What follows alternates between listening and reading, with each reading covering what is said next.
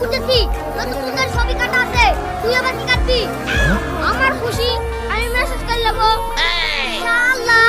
আমার এত বড় বড় চুল হয়ে গেছে আমি কাটা সুযোগ পাচ্ছিনি আরে শালা বুঝি মেসেজ করেছে হবে না তো মেসেজ হবে না এই তোর বাপের টাইম মেসেজ করবো না তাই বেড়াবো এই তোমরা ঝামেলা করো না যার নাম ডাকা হয়েছে শুধু সেই আসো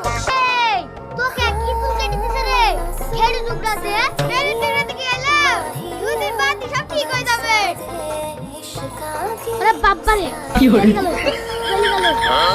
এই তোর সালনে খেতে দিল নাকি তাই তো গলি গেল বলছি খেতে না কেন রে বিলাতি সব কান না চিড়ে দিছে কি ব্যাপার রে কবে চুল খেড়ে টুকরা কেটে দিছে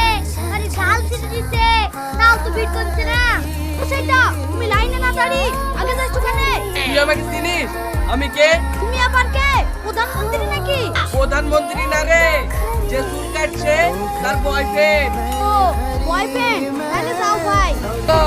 তাড়াতাড়ি চুল কাটো, লাইন হয়ে গেছে। এখন আর চুল কাটছি না তো মাথায় হাত বুলিয়ে ছেড়ে দিচ্ছি তাও তো ভিড় করছে না মাথায় হাত বুলানোর কি দরকার?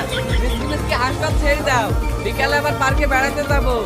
ঠিক আছে তুমি বাইরে অপেক্ষা করো আমি কাস্টমারগুলোকে তাড়াতাড়ি ছেড়ে দিয়ে আসছি টাকা দাও এই সপ্তাহে আমার বিশাল ইনকাম হয়েছে টাকা হয়েছে